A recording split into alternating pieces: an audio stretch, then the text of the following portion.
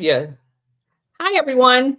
This is Colonel Roxanne Taylor Watkins and War Hamster Brady coming to you live today. And we're going to be covering UBS. How are you today, Brady? I am outstanding. Yourself? I'm busy. Yeah, I know you're busy. So for those who don't know, UBS stands for United Bank of Switzerland. It used to stand for Union Bank of Switzerland, and we'll go into that history today. This should be fun. We've previously, banking's always been a part of this whole story of international intrigue. All wars are banker wars, etc. The connections to everything from Operation Gladio to some other, shall we say, undesirable events it's very much clear. We previously talked about the world's dirtiest, sleaziest bank, BCCI. We've talked about the Vatican Bank, but today we're going to talk about one of the oldest and bluest of the blue blood banks, and we're going to find out the blood may not be so blue. It may be red like everyone else's. You ready to jump in? Yes. Okay. Let's see. Let's do the screen share. We're going to try a little bit different presentation. And there it is. Okay. History of Swiss banking. Medieval foundations in the 13th to 16th centuries. You see in there the kingdom of the Lombards. Lombard bankers and moneylenders operated in regions that are now part of Switzerland.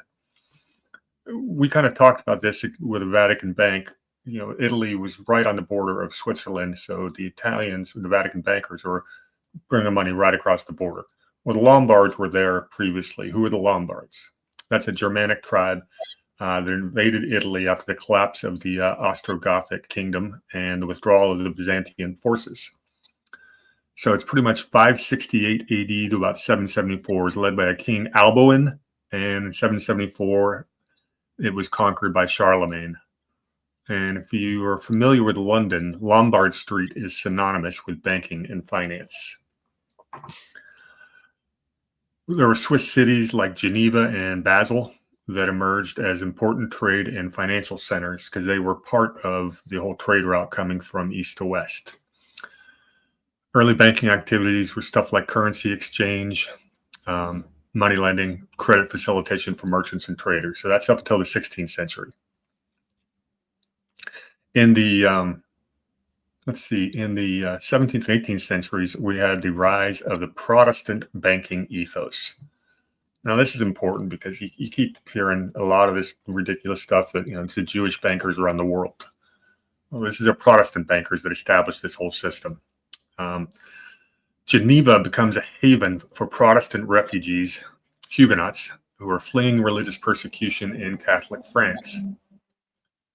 And here you can see the Holy Roman Empire. That's Byzantium. There's Switzerland tucked right in the middle of the trade, and they're getting into banking early. Many of these people, the Huguenots that moved to what became Switzerland, were financiers and goldsmiths, and they had the famous Calvinist work ethic. So we get to the 19th century and the Napoleonic Wars. Can I just add, I want to really kind of foot stomp the centralization, because back in those times, the people traveling around in the trade centers were critical to commerce. And we know, a lot of the development that we're used to, railroads and all that, airplanes and stuff like that, none of that existed. And so a country like Switzerland that's dead center of France, Italy, what we now refer to as Eastern Europe, the upper part of Northern Europe, they are literally a trade hub.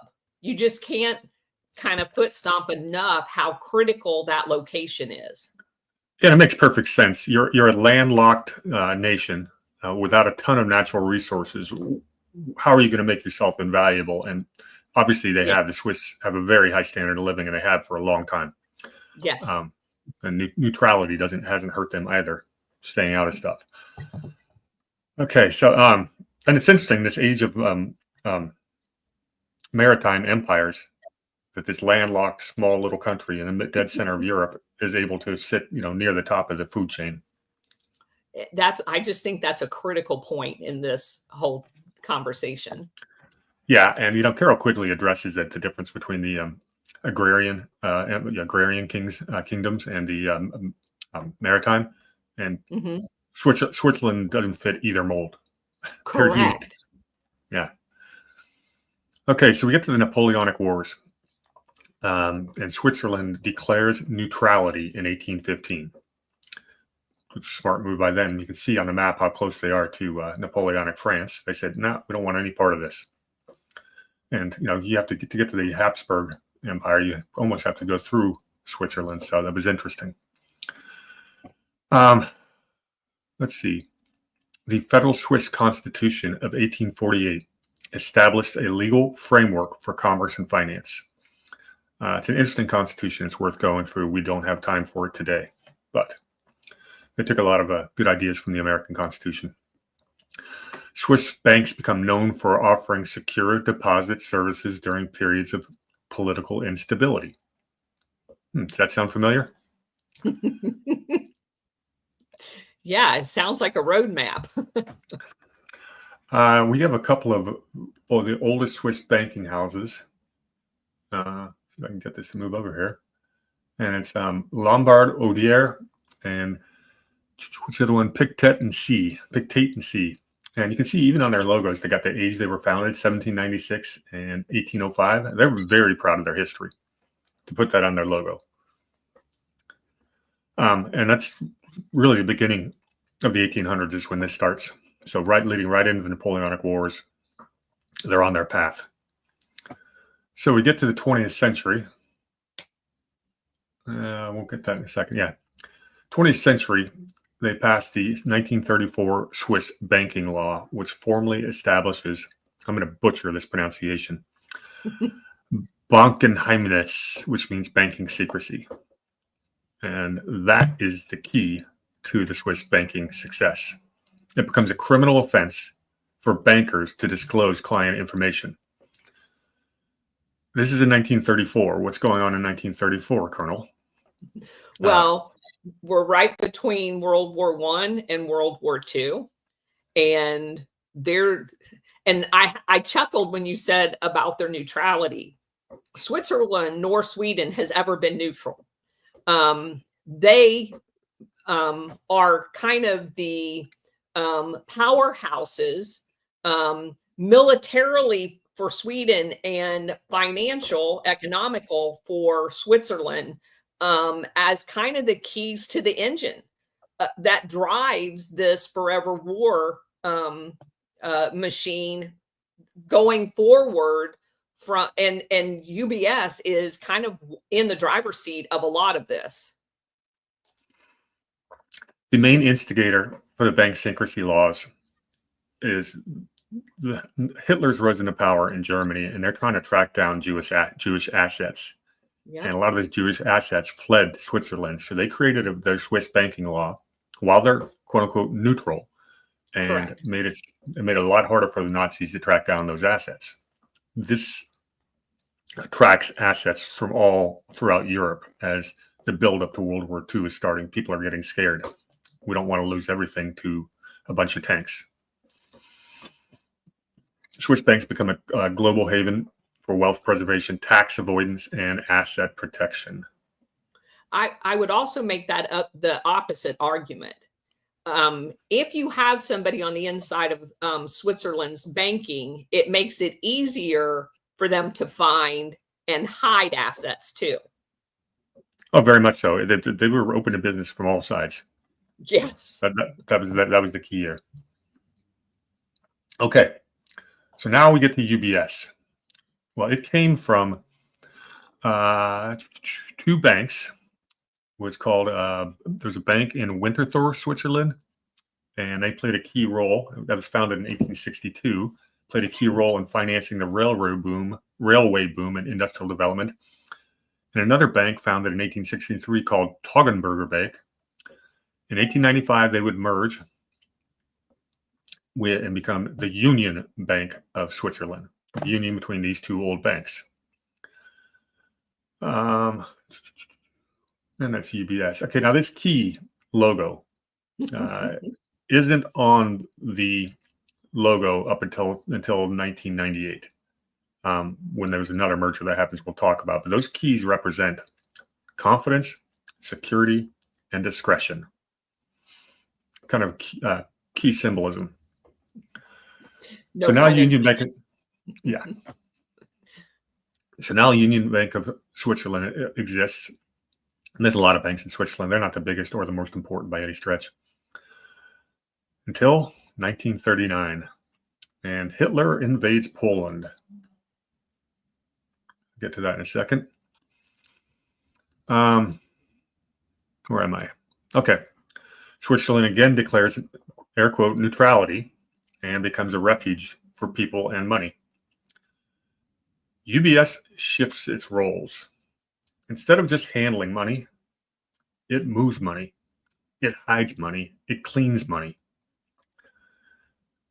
The Nazis needed a partner to store and clean looted gold. It's the Nazi gold train right here. UBS would accept stolen gold, melt it down, stamp it with neutral markings, and then puts it back into circulation as totally laundered. Untraceable gold. Where's this gold come from? Well, they got the conquered lands and the concentration camps. They're taking gold fillings, personal jewelry, stuff taken off anybody that Nazis have captured. They're sending it to Switzerland, particularly UBS, to launder it into clean money. That is their business model. And by the way, that's exactly what Sweden did during World War I with the Tsar's gold. They melted it down, stamped it with Swedish stamps, and laundered it through Swedish banks. They have never been neutral. Well, it's pretty big business. The estimates are between 1939 and 1945, over $400 million of gold purchases from Germany, which is about a third of the Swiss central bank's total assets at the time. So it was huge. It is. It was a big amount of money. And of course, Switzerland stays out of the fighting, and they're useful to both sides. Correct. Useful to both sides. Well, who else was in Switzerland in during World War II? Oh, that looks like Alan Dulles. Yeah. So Dulles is doing it. He's in the OSS, and he immediately goes straight to Switzerland. He's not in London with the rest of the OSS and Wild Bill Donner, but he sets up his own shop in Switzerland. And we've told this story a million times, but let's just go ahead and tell it again. What's he doing with these Germans he's meeting with? He's setting up Operation Paperclip and a few other things. Operation Gladio. He had a secret meeting in northern Italy with SS German Nazi General Wolf, of which werewolf units, there's a connection there, and Major General at the time, eventually a 4-star general, Lyman Lemitsker, who was the logistics chief on General Eisenhower's staff in Germany, secretly meets with Alan Dulles and the Nazis to decide who's going to not be held accountable at Nuremberg and how they're going to navigate the rat lines, because they had their logistics chief there. And for those of you who don't know, logistics is supply, how to use the train system, how to use the entire supply system to take weapons that are in theater and ferret them off into stay-behind units to set up Operation Gladio. That meeting was held in northern Italy before the end of the war. Which is right across the border from Switzerland. Correct. Yeah. Where Alan Dulles is hanging out with his Nazi buddies and other lovely individuals. General Reinhard Gehlen, all of them. Yep. All right. So UBS expands after the war, and we get this period of 1956 to 1975. UBS is expanding. They're buying up smaller banks across the country. It's kind of a map of their expansion. They become Switzerland's largest bank. In 1960, they acquire something called Argor SA. This is the nation's largest gold refinery. It gives UBS vertical control over the flow of gold, not just horizontal. And it's a move to institutionalize their control over gold and gold markets. And by 1970, Zurich surpasses London as the global gold trading leader. Now, what else is UBS doing from that 1950 to 1970s period? Go get them. Go get them, Colonel. This is yours. Well, I'm going to tell you just a few of the things. We'll get to more of them later.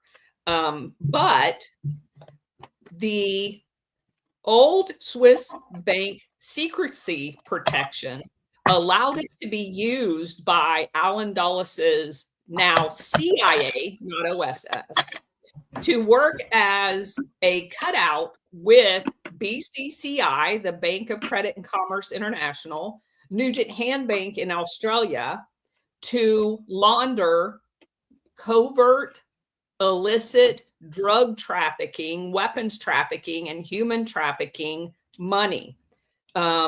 Documentation from 1970 to 1991, UBS handled letters of credit and correspondence banking for a network of BCCI front companies, most visibly Capcom Financial Services, which was a London-based commodity brokerage implicated in laundering arms sales proceeds, including Pakistan's nuclear black market procurement.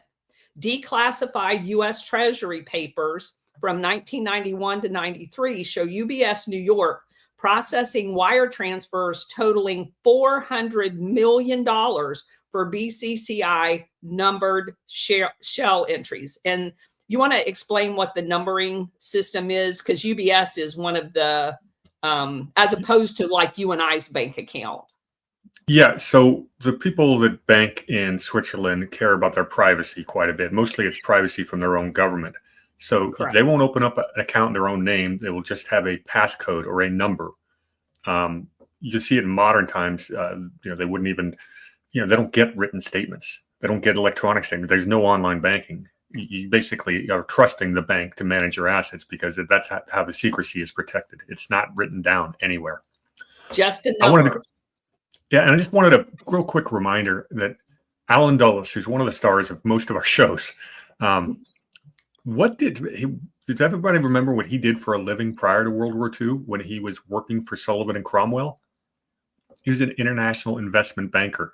So when he's in Switzerland, he's in his element with people he already knew. Correct.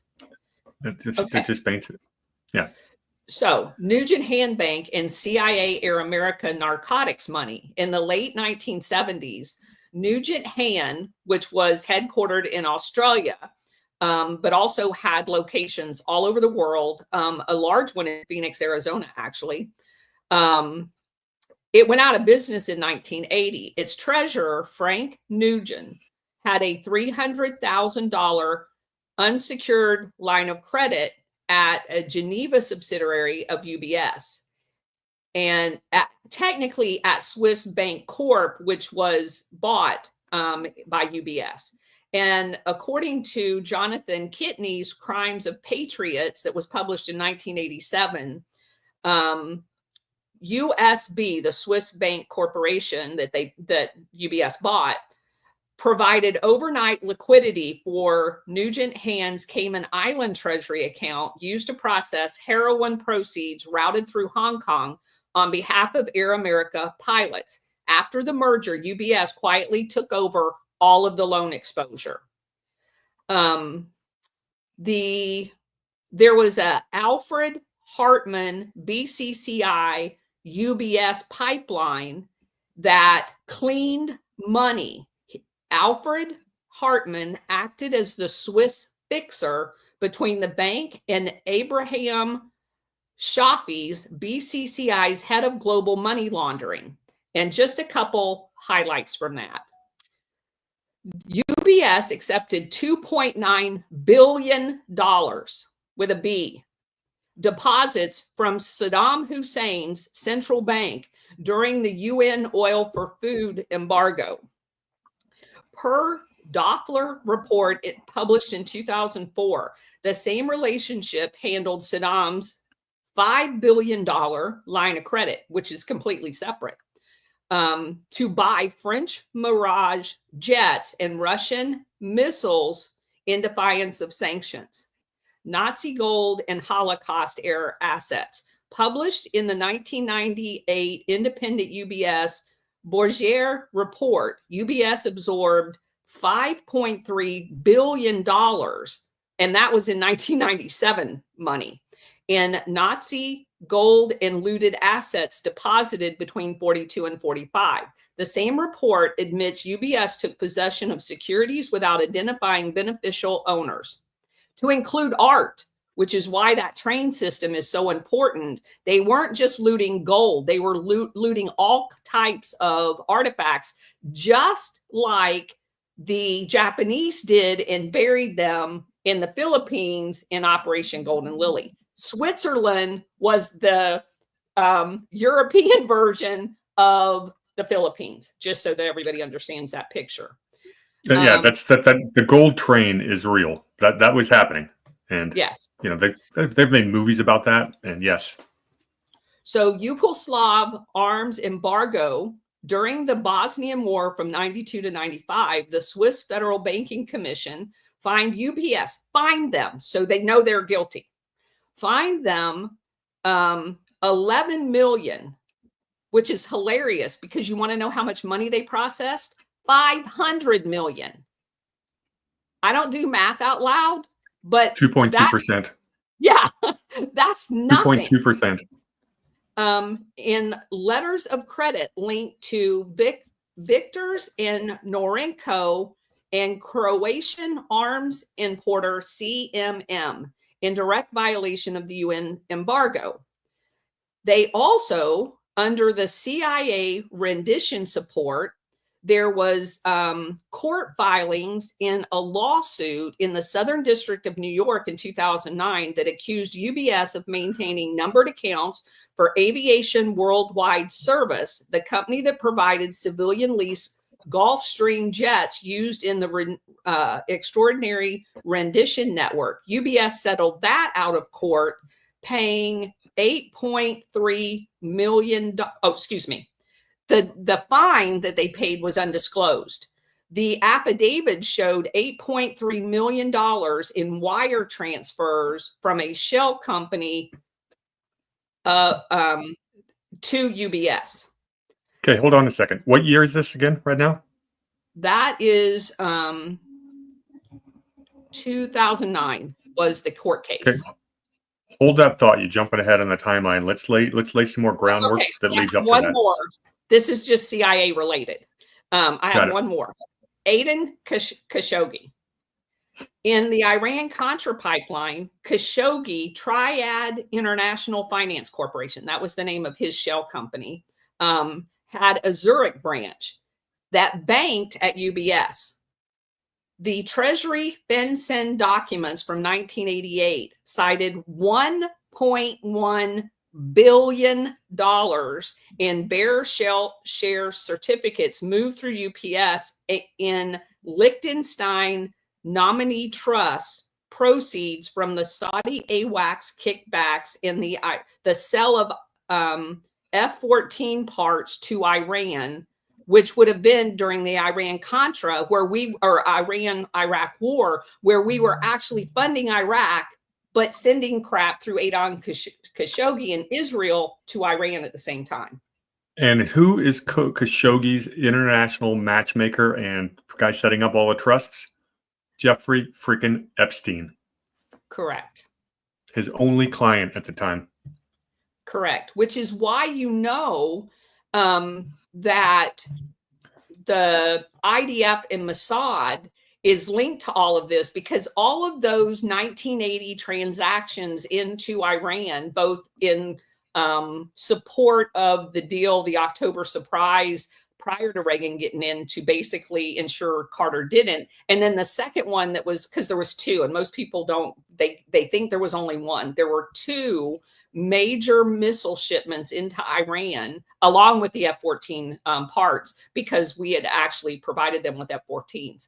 There were two major shipments, a whole bunch of others, but two major missile shipments into Iran while we're funding Iraq. And both of those transited Israel as the cutout into Iran because Epstein was involved in both of them. And here I am setting the table of how they become one of the world's most renowned and prestigious banks while all this stuff is going on throughout the decades. So there's another one that happened with the Saudi government back in 1991. And keep in mind, this is at the tail end of Nugent-Hann and BCCI. UBS Geneva acted as an arranging bank for the BAE System Bribery Fund per the UK Serious Fraud Office files called Operation Berenice. Money was wired through UBS Cayman Islands accounts to consultants later indicted for facilitating Tornado and Hawk trainer sales to Saudi Arabia. One more. South African arms sanctions from 1979 to 1990. UBS Basel handled Arms Corps $6.7 billion trust that financed the ChemSafe chemical weapon stockpile that was discovered in a declassified South African Defense Force file in 1991. Well, they got the Swiss bank secrecy laws. You can get away with that, can't you? Is that crazy? No, it's exactly. I mean, it's why we're having this conversation today. They've been all over the place. All right, let's go back to the screen share. Real quick before I do that. So we're getting up to the 1980s in the timeline I'm drawing out, and as the Colonel is describing, the banking system's going global. You know, international banking is becoming a big thing. Technology's here. We're able to do it a lot more efficiently. So UBS needs someone to lead them into this new age. And let's just go ahead and get the screen back up. Enter a guy by the name of Robert Studer. He gets named CEO of UBS, and that's in the 1980s. This guy came from UBS in the 1960s. He's considered very disciplined, very cautious, very legitimate. He previously worked globally, both in New York and Beirut. Should I let that hang there for a second? Yeah, because Beirut was one of the major weapons trafficking hubs. Oh my God. So to compete globally, UBS has to grow fast, and this is the guy they picked to do that. He wants to turn him into, and this is his own words, into a new kind of bank. So he splits the bank up. Instead of just being this top-down thing managed, out of Zurich, he just has all these different regions, and they all have their own CEOs, and they don't really report to each other. That makes him more agile. It also makes him more open to all the cross-border shenanigans that the Colonel just described. This was intentional. But it gets more interesting. Oops. Is that the guy I want? I'm going to get the picture of the next guy. So hang on. Enter a gentleman by the name of Ramy Goldstein in the 1990s. This guy's an Israeli-American trader, is known to be brilliant with numbers. 1990s is when the whole derivatives markets explodes because you get the Black-Scholes model, which allows us to price properly derivatives very easily and on the fly. Derivatives are not actual assets. They are fractions of an asset, and you can use leverage. So with like 10% of the money down, you can control an entire asset. What's the problem with that? Well, when you're using leverage and things go south, it goes twice as fast. Start with $100. You make 50% the first year, you got $150. You lose 50 the second year. Everyone goes, well, if I made 50 and lost 50, I should be at break even. But no, 50% of 150, you're down to $75. Leverage always goes twice as fast on the downside. And that's why these banks implode. Ramy Goldstein's doing that. He's specializing in complex options, convertible bond arbitrage. This is the 1990s, okay? So my next sentence is important. Particularly in the Japanese bond market. And what happened in Japan? In the 90s? Yeah. Actually, it was more of an explosion. It was actually more of an explosion than anything else, or an implosion. Well, that was the missile, and then the implosion. Yeah. So Ramey's he's doing these complex, exotic and long dated models. Few people understood it. Obviously, the UBS in Switzerland barely has an eye on him. This guy's sitting on a trading desk in Japan. He's making money on paper, but the risk is totally mispriced. The desk would keep booking profits based on internal models instead of market prices. And then when the market does discovery, you find out they're losing money. Effectively, he was doing all these trades, leverage trades, unhedged. There's no real oversight due to the fractured management, and the profits are all free from oversight. He's basically running a rogue operation. Well, maybe, because there's a lot of people in the financial world that believes that Japan's market was imploded on purpose. And what better way to hide that than to have somebody that's disassociated with your main bank? Yeah, but what I'm talking about is the derivatives universe that underlies the whole thing, and that is completely unregulated. We've got the Bank of International Settlements, and you can look this up. Go to bis.org, Bank of International Settlements. Type in their global derivatives. You're going to find that just in interest rate swaps alone today, there are over $600 trillion over the counter, which means doesn't count about the side deals in interest rate derivative swaps. And everyone says it's fine because if Bank 1 is the counterparty to Bank 2, who's the counterparty to Bank 3, as long as they're all offsetting the risk, everything is net zero. But what happens when net becomes gross, as we found out in 2009? That the whole thing goes tumbling down. The whole daisy chain breaks. And that's the problem with this totally connected banking system. All right, so into the picture, we get a gentleman by the name of Martin Ebner from something called BZ Bank. This guy is a character. He's an activist investor. He's a corporate raider. This is the 1990s. He's loud. He's aggressive. He's all about pure profits. Called himself the ultimate capitalist. So in 1991, Ebner starts buying shares up in UBS stock. Ends up becoming the largest shareholder of the company and gets a seat on the board of directors. In 95, costs are soaring, but the profits aren't following. And Ebner blames the CEO, Studer. He said UBS was old, big, and slow, and it just suffered a paper loss of over $6 billion. A lot of that came from the desk of Mr. Ramey Goldstein. So Ebner's an activist investor. He's on the board, and he basically tells the shareholders in a shareholder meeting, goes, we need to do something different. So he says UBS should merge with Credit Suisse. That is UBS's biggest domestic rival. Credit Suisse is smaller than UBS. It's faster. It's already more technologically proficient, and it's already expanding overseas. Credit Suisse is ahead of the game in trading and investment banking, and they're doing a lot of work in credit derivatives. They've got a presence in London and Wall Street already. So the banks meet, and Credit Suisse says, thank you, but no thank you.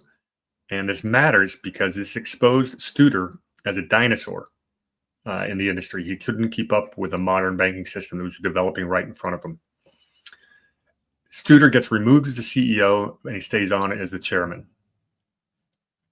So we need a new CEO or president. Oh, and here's Credit Suisse. They're gaudy awnings.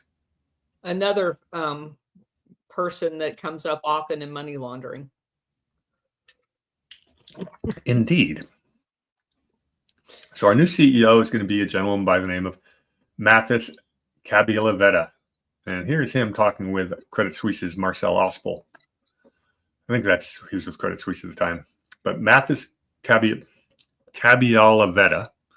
his name is Studer's successor. This guy's a trained economist.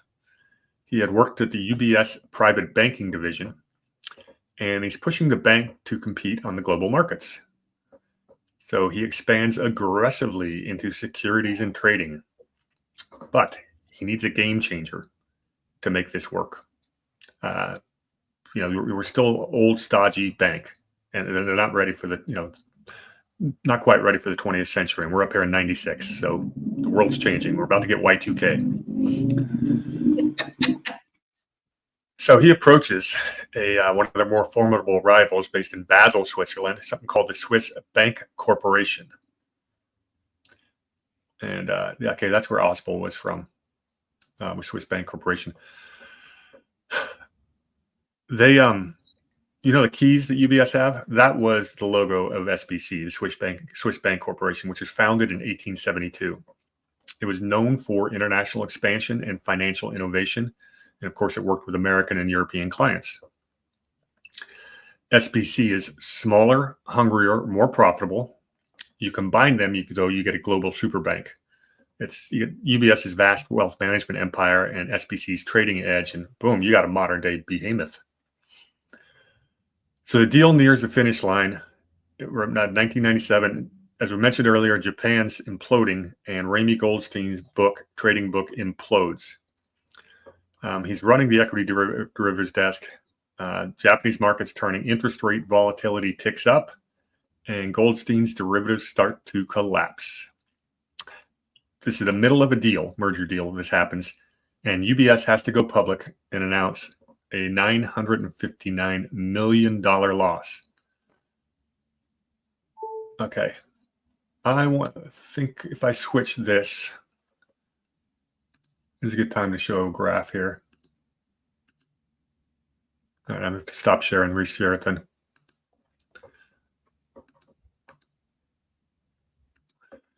This is worth looking at. So 959 million is a lot of money, but today we're talking billions quite often. Well, that's because we've really expanded. These are global financial assets. This is from 1990 all the way up here to 2012. But this is the 90s period of explosive growth in global financial assets. And a lot of that has to do with derivatives. Okay. Going back to the main slideshow.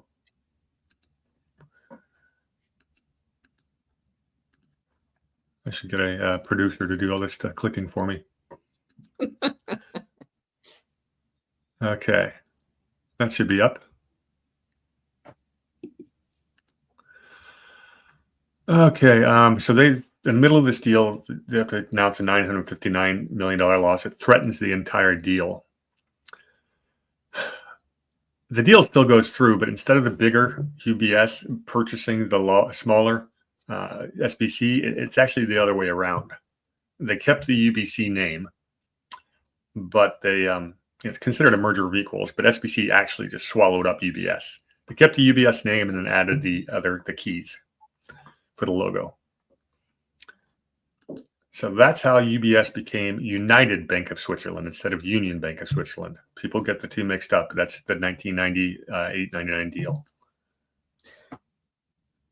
Okay, so we ready for him? No. So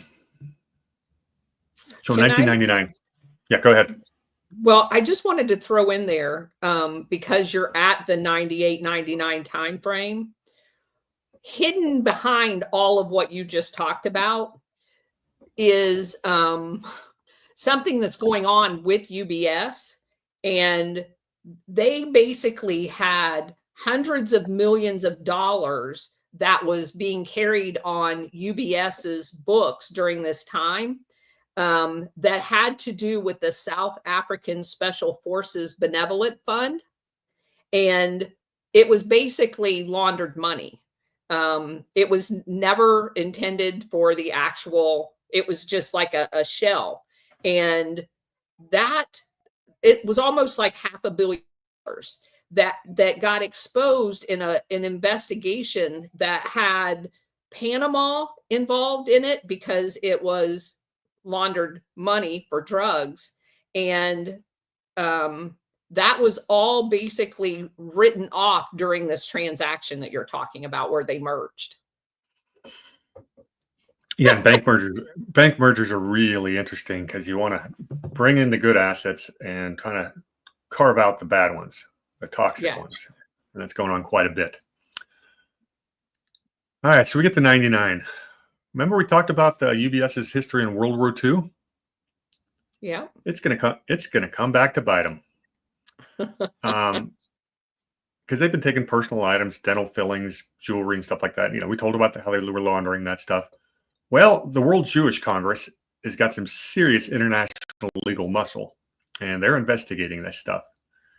The World Jewish Congress is out of New York, and they launch a coordinated campaign to go after UBS. They're lobbying politicians. They're basically talking to the media, planting stories. This results in public hearings, protests outside of UBS branches. So under the pressure, this kind of pressure, UBS caves, and they settle $1.25 billion in restitution to the victims of the Nazi era. They can afford the fine, but the reputational damage was done.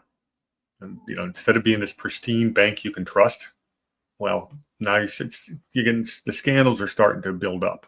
The ones you've talked about with the CIA don't come to light for years later, most of them.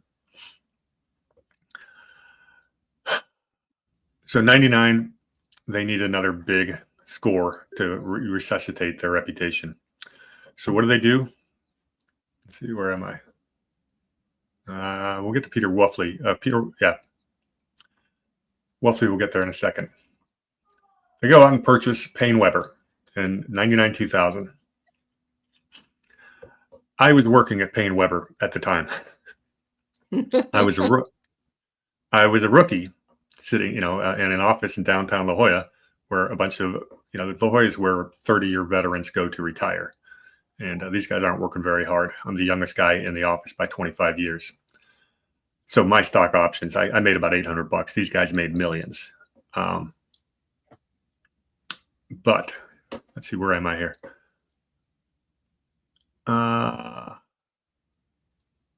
Okay, I skipped ahead of something, so we'll get to the merger in a second here. So 1999, we're still there. UBS announces a $721 million quarterly loss. That came from long-term capital management, which was a hedge fund that blew up in America, almost took down the whole system. But emerging market losses, equities, old UBS and younger SBC are clashing, the two different cultures. So they bring in a new CEO. And that's why I added him here, Peter Wolfley. Wolfley's background is not in banking. No, his background, he came from the McKinsey company. Yeah. Very analytical guy. Yeah, analytics driven. Go ahead. Which the CIA uses routinely. Mm-hmm. And he comes in with a strategy. He says UBS's strength is managing wealth for the wealthiest people in the world. That's what we're going to do. That's our core strategy, and that's what we're going to focus on. Get out of this darn derivatives game. It's too dangerous. And that's when the Payne Weber deal is announced. Payne Weber is a very reputable firm. That's why I went to work for them. They have a better reputation than the competitors like Merrill Lynch, Morgan Stanley, Smith Barney, all them. Payne Weber is around the fourth or fifth biggest, but had one of the best reputations, which is why UBS came. Now, the story of how this deal came about is great because you had this table apparently over in Switzerland of about 12 wealthy Swiss bankers on the UBS side and one guy on the Payne Weber side. And it's a guy by the name of Joe Grano. And Joe Grano was a Brooklyn street kid. And he worked his way up to be an army captain in Vietnam, comes back, goes to work as a floor trader, and then worked his way all the way to the top to be CEO of Payne Weber. And he sat there and negotiated one of the greatest deals in banking history against these sophisticated Swiss bankers all by himself. And he comes back. Well, let me put it this way. The deal is for $11.5 billion, 50% cash, 50% stock. Those old veterans I'm working with Payne Weber, the stock jumped in one day by 47%. You want to talk about an office partying when this got announced? The champagne was flowing for a month. And I'm sitting there, I got $800 out of it. These guys made millions. But UBS became one of the world's largest wealth managers because of that deal. And it becomes obviously UBS Payne Weber. And now you only see UBS. The Payne Weber name has disappeared from it. But Payne Weber had that good of a reputation, so it stuck around there for a bit. Okay, so now boy Wolfley, the guy from McKinsey, decides to get aggressive. And he gets involved. Oops, that's it. We don't want him yet. Gets involved in mortgage products in the early 2000s when we're giving out subprime mortgages and packaging them and collateralized debt obligations. And UBS decided they're going to get involved in that. Think that's going to work out well? No. Now, the risk starts compounding beneath the surface. By 2006, UBS has $3 trillion in assets under management. Then things start to go downhill. We get to the great financial crisis. The first domino to drop was a bank called BNP Paribas. And they freeze withdrawals from several of their branches as the subprime dangers are revealed. This starts freaking out the whole financial system because BNP Paribas is a very legitimate player in the international banking scene. And if they're in trouble and having to freeze their assets, and the rest of us have these toxic assets on our books, what's next? What's the next domino to fall? And that's what set off the great financial crisis. UBS has been exposed to mortgage-backed securities, collateralized debt obligations, billions flown into products believed to be safe. They were sold as sophisticated risk management, which turned out to be a fragile edifice. Now, at this point in time, 2006, I'm already working for Citibank and Smith Barney. I've left UBS. The banks are pushing things called auction rate securities as a cash alternative. And what these are long-term municipal, and which are tax-free, and corporate debt that go to auction every 30, 60, or 90 days. And for the price resets. And the banks were pushing the wealth managers and the financial advisors like myself to push these to our clients as a cash alternative. You know, they're yielding 5%. Your money markets are yielding 2.5. It's a low interest rate environment. It made a lot of sense for people to do that. But you don't treat something like cash if it's not cash, because cash has to be liquid. So I never did it. I've got colleagues that got sued for years because they sold this stuff as cash. The whole market freezes. The auction rate securities, or ARCs, ARS as they're called, and their wealthy clients all of a sudden, they had they needed $1 million liquid. Well, now they don't have it, and it took them years to get that money back. And a lot of the financial bailout rescued these securities. I got lucky; I didn't fall for it. UBS ends up writing down $50 billion in losses, which was the most in the European Union. So we were talking about hundreds of millions earlier, and now we're talking 50 billion. These numbers got growing awfully fast, aren't they? Very fast. Yeah. In 2008, the Swiss government has to step in to save UBS with a $6 billion capital injection. And they move $39 billion of toxic assets into a state-owned bailout fund. Very similar to what we did here in America. The Swiss save their own. The Swiss government takes a 10% stake in UBS. So now it's public-private. So think about this. Some of these shenanigans that the colonel was describing, working with the CIA and other illicit operators, the Swiss government's involved in a company who's helping them launder money. That's exactly right. Yeah. Credit Suisse also got bailed in, not bailed out. What's interesting is the shareholders got rescued. The bondholders did not. They got major markdowns, and that's not the way it's supposed to happen in the capital markets. You have something called the capital structure. When you loan a company money, you're first in terms of the order of who gets paid back. The stockholder, the shareholder, gets to participate in the profits. So they got the lowest claims in the case of default or restructuring. Yep. The Swiss turned that upside down. Okay. Now comes the big one. In 2008, the U.S. Justice Department threatens UBS's banking license to operate in the United States. Why did they do that? Mr. Bradley Birkenfeld was a banker for UBS who handled a lot of money.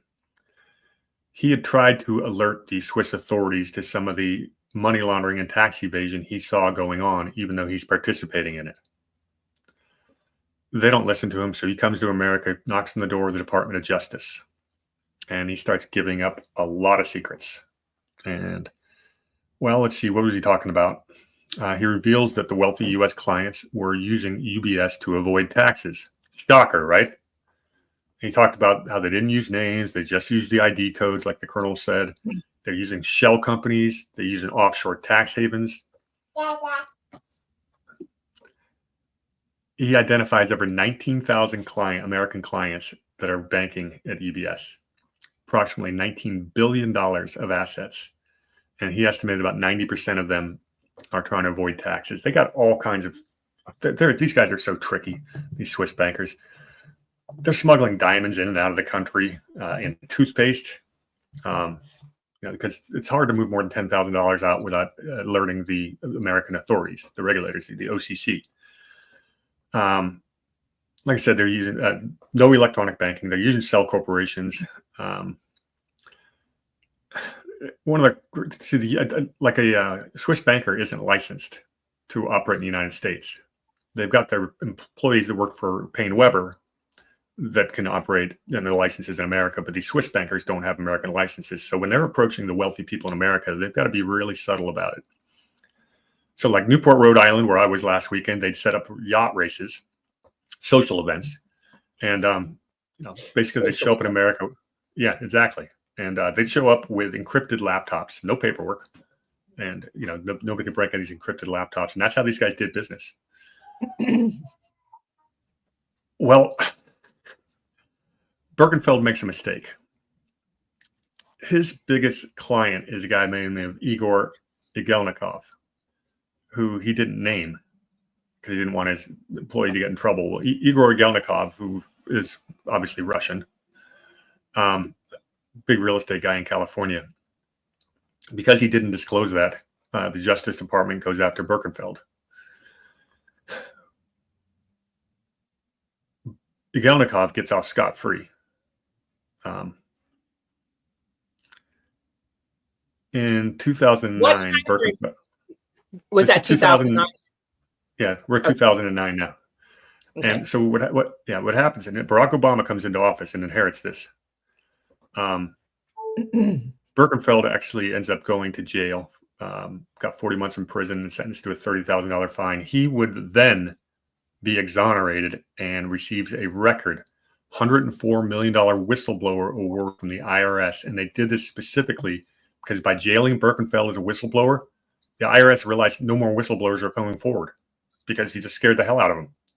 So instead, they turn around and pay the guy off with $104 million, do it very publicly, and so whistleblowers will come again. So the guy that was actually nefarious was fine. And keep in mind what's going on politically, because this is the reset button with Russia. They're going to go in and try to exploit Russia. So there's no way they're going to touch the Russian. What else is going on? Well, Obama's Department of Justice goes after UBS, and Swiss diplomats are freaked out. They end up getting a settlement, a $780 million record settlement from UBS, and the UBS releases for the first time in Swiss banking history thousands of names of U.S. account holders. The veil of secrecy has been busted open. Americans no longer can take their money to Switzerland with the expectation of it being secret because of Bradley Birkenfeld. Billions of money, Americans withdraw their money and find other tax havens, etc. Thousands of people come forward. America actually gave some kind of a grace period. If you want to come report your assets, and pay your taxes over a 5 or 10 year period, we won't charge you. So a lot of Americans ended up doing that. It was a massive haul for the U.S. government and Department of Justice. Well, let me just say that, remember during the Obama administration, they set up that fund for the quote unquote fines. And that slush fund was being sent to the nefarious groups around the United States that was supporting primarily the Democrats and the foot soldiers. Yeah, they're absolutely weaponizing the government and feeding it off to their NGOs and laundering it right back in. And that's really I just want to make clear, it wasn't that the DOJ was doing what was right. They're looking to collect money from these people to basically launder it through the fines into their own coffers. Yeah, I saw that with, you notice how during the great financial crisis, not a single American banker went to jail. They actually had charges prepared against the Bank of International Settlements, who's the central bank, but because the BIS has immunity as their sovereign entity, none of those, the DOJ got called off on that too. And that's where they came out with the settlement issue. And just basically Eric Holder got to choose who got the money, as opposed to, and it wasn't the shareholders who lost. It was whatever little cause they wanted to give it to. And that's a major scandal that we have not recovered from. All right, so the UBS is a mess. They need someone to come and fix it, don't they? And in comes a gentleman by the name of Sergio Herati. He's a handsome lad. Hold on a second. Before I jump into Sergio. Okay, yeah, here he comes in. He's born in Switzerland's Italian-speaking South. He is not as aristocratic. He worked his way up through the ranks, and he is known for his discipline. At the time, UBS has shown a $2.3 billion loss. This is 2011. By the way, 2009, when I stopped working for the Wall Street banks and worked as an independent wealth manager, I could not look myself in a mirror knowing I'd worked for these creeps once all the dirt came out and I'd seen behind the curtain. So to my credit, I left in 2009. Left a lot of money on the table too. So something I'm very proud of. Because not often do you have to make a moral decision where you choose the right thing over money and actually do the right moral thing. So that's why I talk about it. And I do that to encourage other people to make the right decision too in your lives. It's worth it. Yes, money cannot buy your self-respect. So Herati comes in there, slashes the investment bank, reorients the bank around the company's strength, which is wealth management. And he's got him on the right path until another crisis approaches, because of course it does. All right. There is a guy by the name of Tom Hayes, 26-year-old, sitting on another desk in the UBS trader in Tokyo, Japan. And he's placing multi-million-dollar bets on interest rates on the desk. But he's not actually betting on rates. He's fixing them. He gets on the phone with a bunch of his cronies, traders all around the company. And instead of betting on which way LIBOR is going to go, that's a London interbank offering rate, which a lot of major interest rates are set upon on a daily basis. He's fixing it. He's bribing brokers to manipulate LIBOR, and they're only doing like fractions of a percentage, but their bets are so big with the derivatives that they're making millions a day by rigging LIBOR. It's also screwing other people out for not getting an honest interest rate. A lot of mortgage rates around the world are set on LIBOR.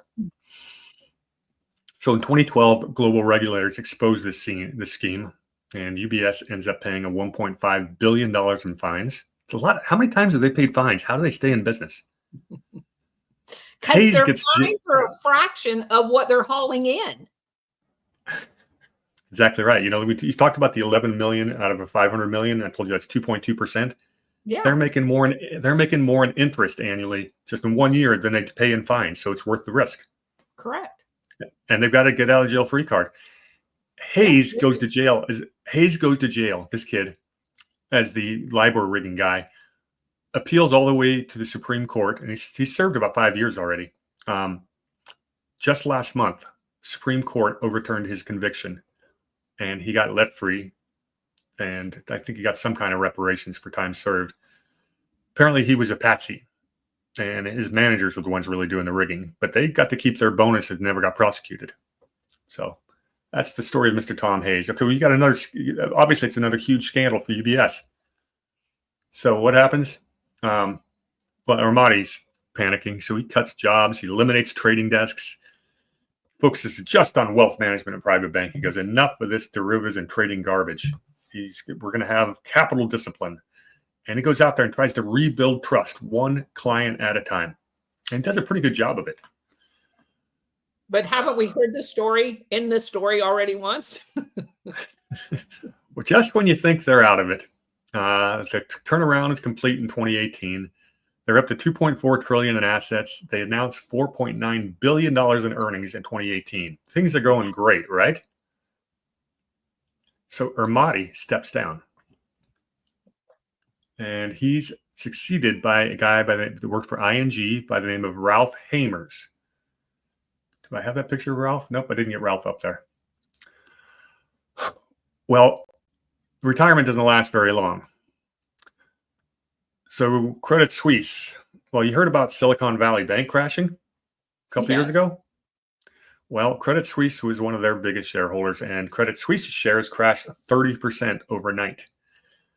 It turns out that Credit Suisse, who was about to merge 20 years earlier with UBS, remember? Yeah, they were rivals. They're a very big bank. It turns out they're the weakest link in the whole global chain. The Credit Suisse that was all linked to derivatives. That's why they were so successful. Credit Suisse has to borrow let's get to them. Gets to borrow, $50 billion from the Swiss National Bank, but the damage is done. And the only entity in the world big enough to save Credit Suisse is UBS. So they step in, made a secret deal over one weekend, and made a $3.2 billion purchase to take over under duress. That is a discount price to where Credit Suisse was trading just weeks before. And now they completely engulf Credit Suisse. That's why you see the UBS Credit Suisse up there on the screen. That is now a merged company. The Credit Suisse name will probably disappear at some point. Now UBS has no domestic rivals, but they had to bring Herati back in to manage the integration and the disposition of all the toxic assets, which is going on to this day. So the question I leave you with is, are they now too big to fail? We shall see. They're definitely too big to fail, and we've got one money launderer buying another money launderer. Uh-huh. And we haven't seen a whole lot of accountability, have we? None. Except for the one scapegoat. Yeah, well, two of them now. Yeah. The bankers, international bankers, seem to get off scot-free on all of this, and I don't know how to fix that. Does the DOJ ever have that kind of power? Well, not internationally, and that's why all of these transnational organizations are nefarious, because no one is there to hold them accountable. And then, of course, now they're getting involved in digital currencies and blockchain, Bitcoin and blockchain and all that. And again, it's really opaque, and we can't really see what they're doing. We don't know who holds what, who doesn't. There's no transparency. There's no accountability. And it's almost guaranteed that we're going to see another great credit crisis. It's going to rock the entire financial system. And again, go back to 2009, the great financial crisis. The entire banking system almost collapsed because of about $23 billion in credit default swaps that were imploding. I'm talking about just in interest swaps alone. In fact, let me just look this up. Fill some time for about 30 seconds. I'm going to do something fun. I just want to tell you just how precarious this is. Yeah, and then I'm going to close with another really nefarious chain involving UBS. Excellent. Okay, let's go ahead and share the screen as I find this. So I just typed in BIS Global Derivatives, Bank for International Settlements. You go to derivative statistics, and I want credit. Derivatives, that's what I'm looking for.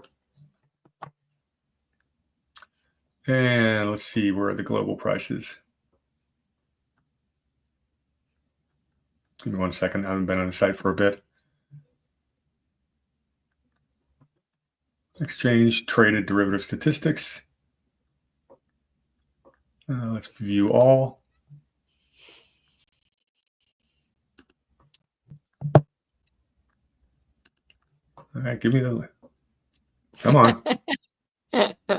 What I'm trying to show you, and I should have had this prepared. Forget it. I'm not going to muck around anymore.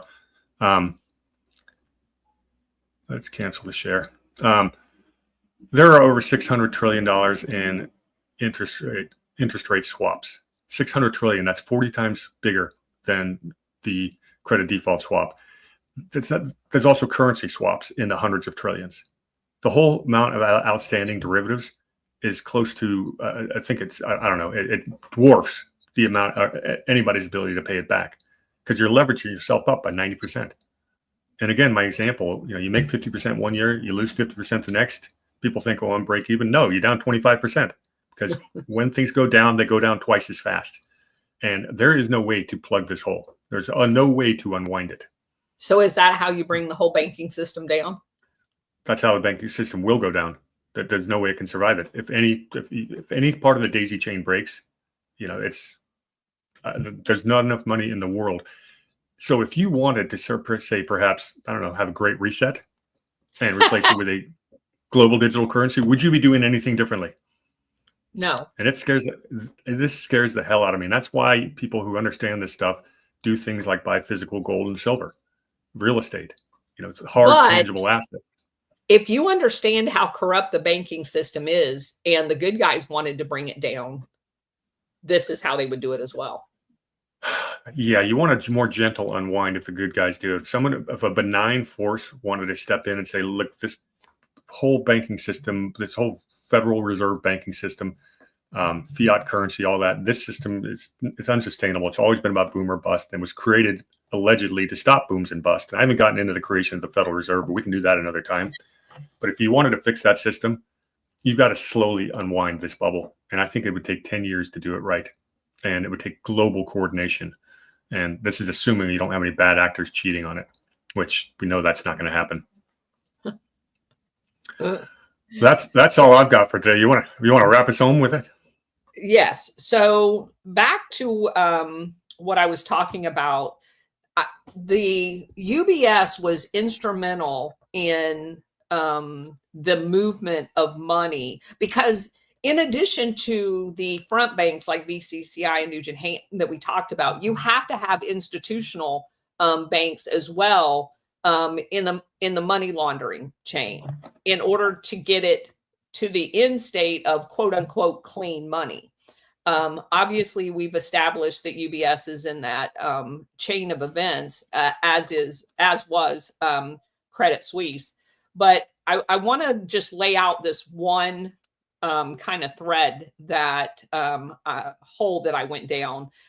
There's a lot of them. I could have went through any one of the ones that I was mentioning, but this one was very interesting to me because of the labeling of the one in South Africa. And keep in mind that back in the 90s, South Africa was instrumental, not just in Operation Gladio on the African continent, but the link to weapons trafficking, and before that, the nuclear test for Israel. They were really a pivotal place. And so I mentioned that they set up this South African Special Forces Benevolent Fund.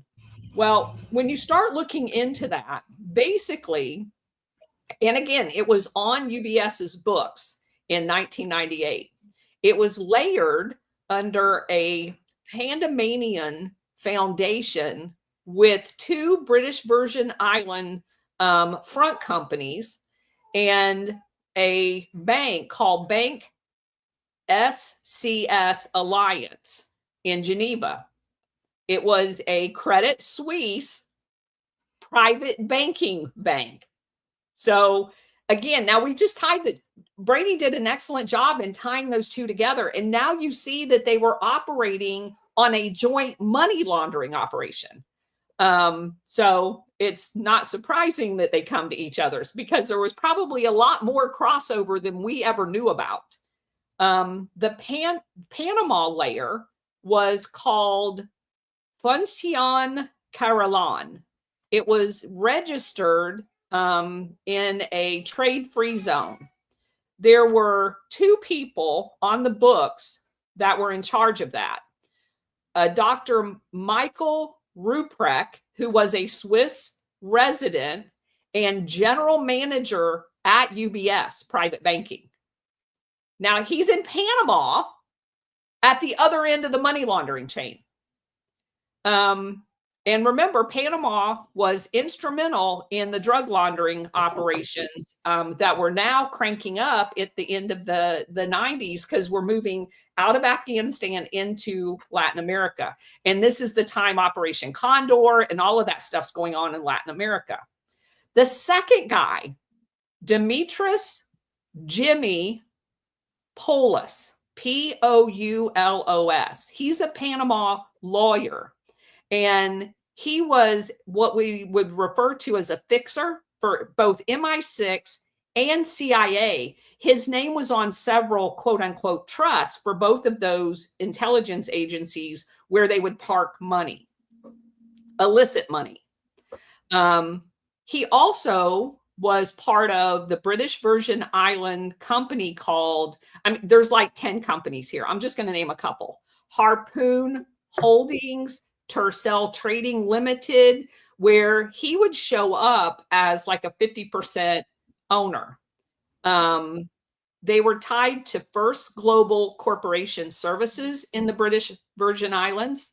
They had a Geneva depository where at the time they were investigated, there were over $270 million on deposit in Switzerland, in both UBS and Credit Suisse.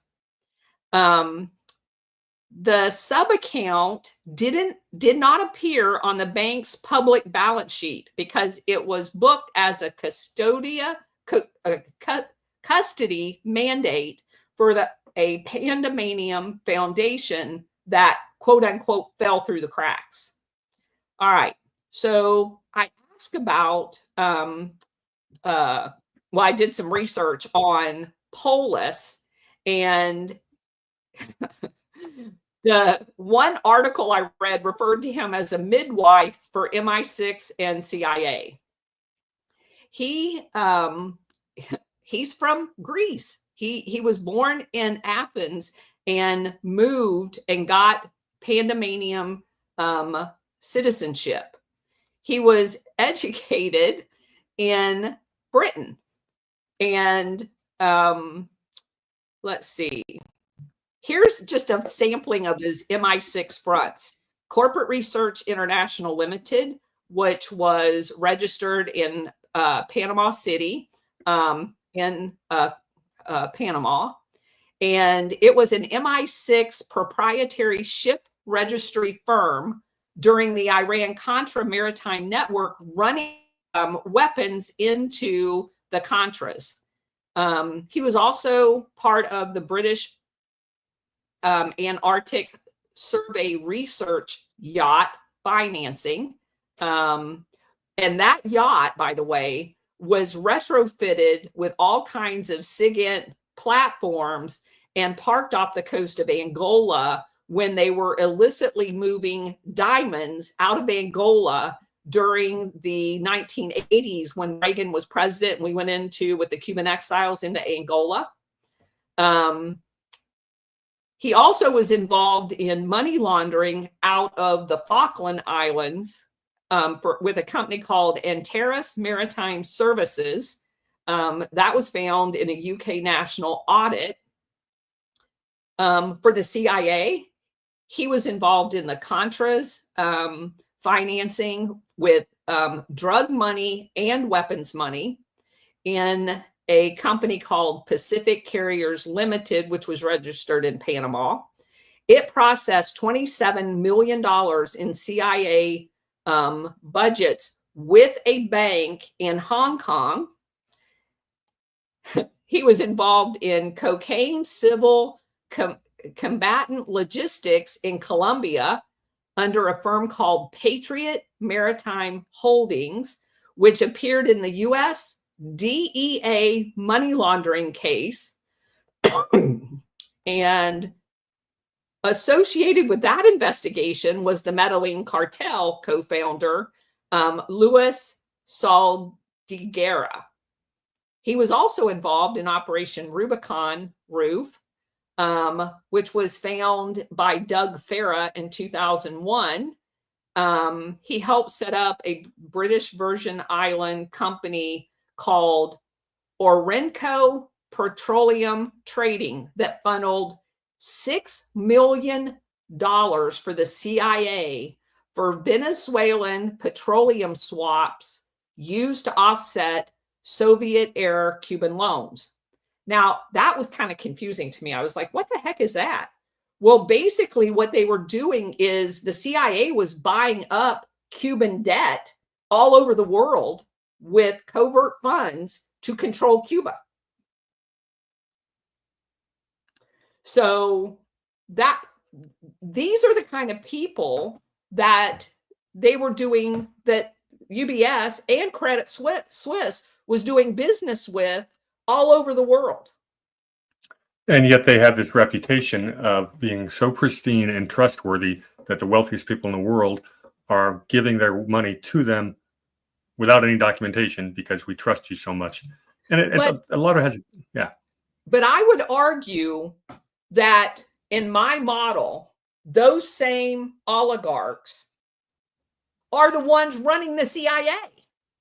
So what better place would you have all of your money parked than in this, and then use your bank, your private wealth bank, to launder your private intelligence that's posed as the CIA and MI6, because they don't work for the people. They work for those oligarchs. So the oligarchs' money is parked in the same place where the CIA and MI6 are using to launder all of their illicit stuff, because they're working on behalf of the oligarchs.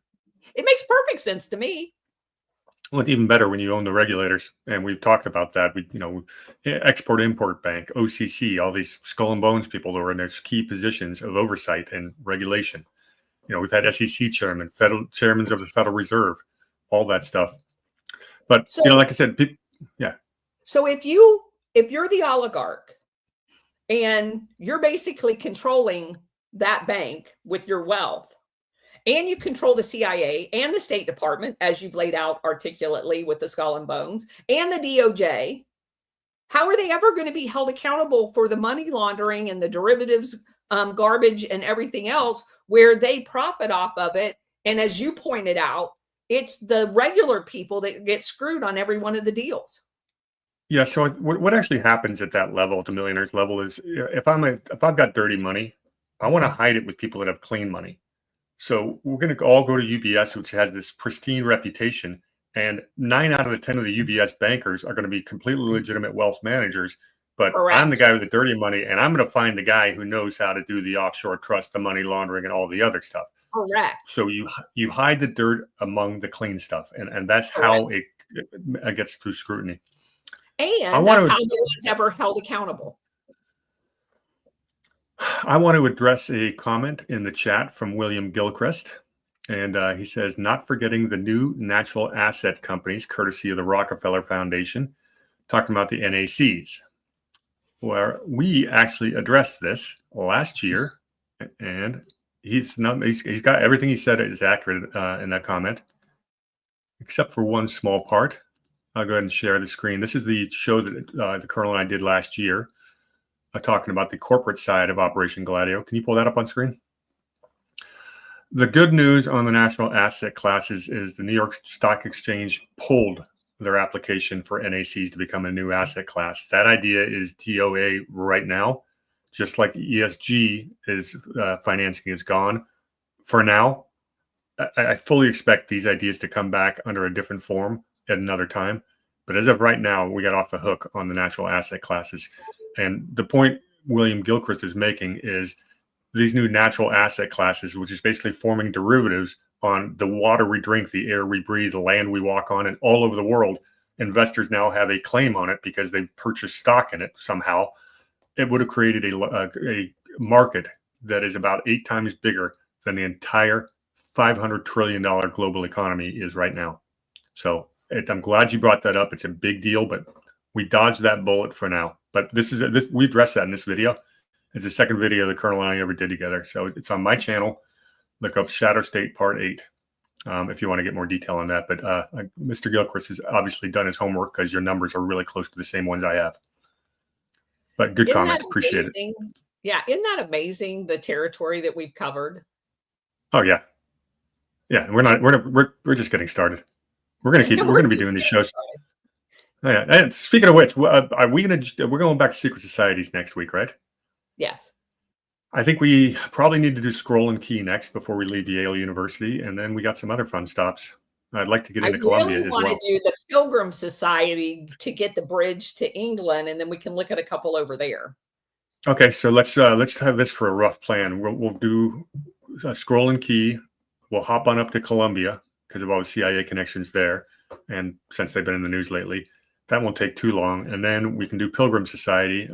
We may want to mix in Richie Boys before we jump, or yeah, you tell me. We'll figure that out. Yeah, but I'm looking for it. Is a good place to go too. Yeah, it really is. And I got the expert on the Richie Boys as a very good friend of mine. Yep, and you've introduced him. Yeah. So we're definitely going to do that one. I'm just only halfway through my research, so I'm not ready for that one because there's a lot to it. Anyway, that's our plan of action, I think, and yeah, just usually every Thursday or Friday, I think I can make it. Okay. Sounds good. And thanks everybody for joining in. I appreciate it. I hope you enjoyed this as much as Brady and I do. Never a dull moment. And there does not seem to be too much separation between any of these topics and Operation Gladio, unfortunately.